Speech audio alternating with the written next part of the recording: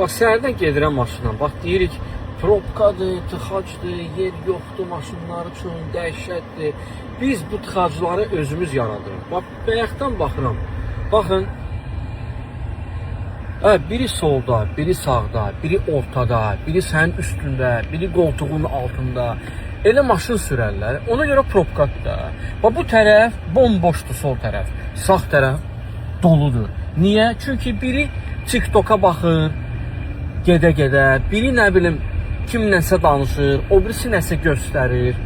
Bax, budur da, ona görə probka var da. Niyə Avropada probka yox? Var probka orada. Amma belə, nə bilim, belə şey yoxdur. Nətər deyil? Söz tapa bilmirəm. Kalabalıq, yəni türklərin sözü olması. Dəhşətdir.